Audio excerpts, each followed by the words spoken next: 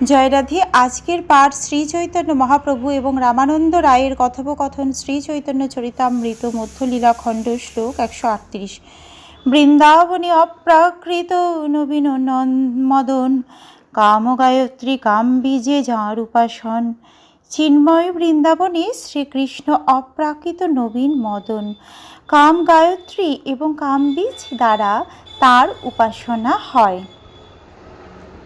অপ্রাকৃত বৃন্দাবনে সব কিছুই চিন্ময়। অপ্রাকৃত লক্ষ্মী গোপীসমূহ কান্তা, পরম পুরুষ শ্রীকৃষ্ণ সকলের কান্ত। সেখানকার বৃক্ষসমূহ কল্পতরু, ভূমি চিন্তামণি, জল অমৃত, কথা গান, গমন নাট্য, বংশী প্রিয় সখী। চন্দ্র সূর্যাদি রূপ জ্যোতির্ময় পদার্থ সম চিদানন্দময়। সেই অপ্রাকৃত চিন্ময় ভাবই অসাধ্য বা অনুশীলনীয়। সেখানকার চিন্ময় গাভীসমূহ থেকে ক্ষীর সমুদ্র প্রবাহিত হচ্ছে। সেখানে নিমেষার্ধকাল নিত্যকালই, অর্থাৎ সেখানে কাল বৃথা অতিবাহিত হয়ে কোনো ভিন্ন কালে পরিণত হয় না। এই অপ্রাকৃত বৃন্দাবন ধামের যাকে কতিপয় দুর্লভ কৃষ্ণ তত্ত্ববিদ সাধুরা গোলকে বলে জানেন, সেই শ্বেতদ্বীপের আমি ভজনা করি।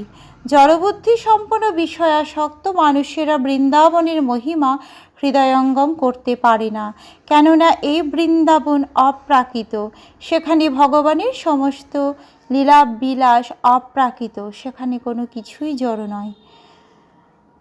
শ্রীল নরোত্তম দাস ঠাকুর তৎকৃত প্রার্থনায় গিয়েছেন, আর কবে নিতাই চাঁদ করুণা করিবে, সংসার বাসনা মোর কবে তুচ্ছ হবে, বিষয় ছাড়িয়া কবে শুদ্ধ হবে মন, কবে হাম হেরব শ্রী মধুর বৃন্দাবন।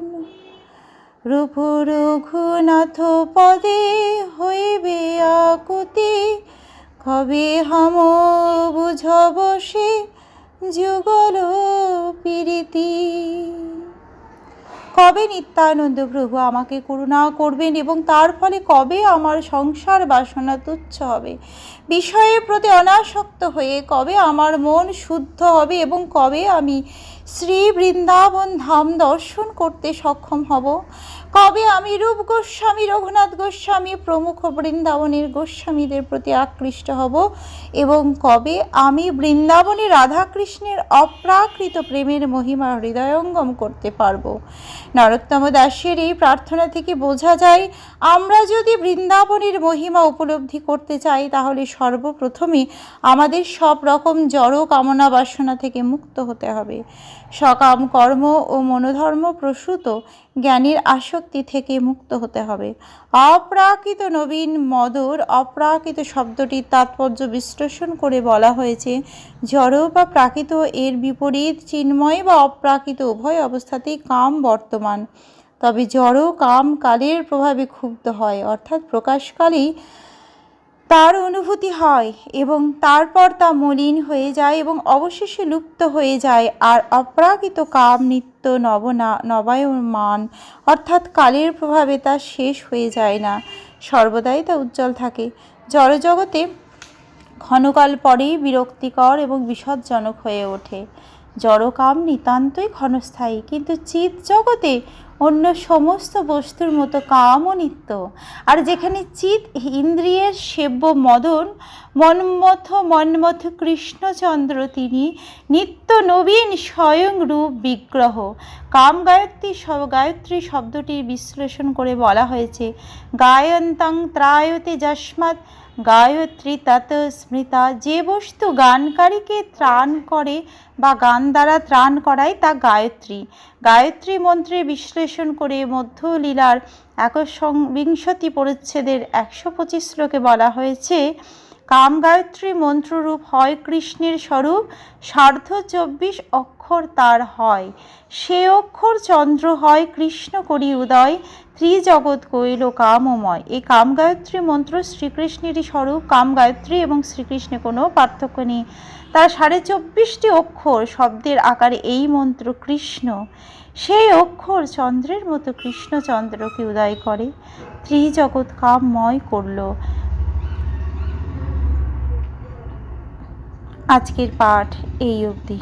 ভজ শ্রীকৃষ্ণ চৈতন্য প্রভু নিত্যানন্দ, শ্রী অদ্বৈত গদাধর শ্রীবাসাদি গৌর ভক্ত বৃন্দ। হরে কৃষ্ণ হরে কৃষ্ণ কৃষ্ণ কৃষ্ণ হরে হরে, হরে রাম হরে রাম রাম রাম হরে হরে। জয় রাধে জয় রাধে, জয় রাধে জয় রাধে, জয় রাধে।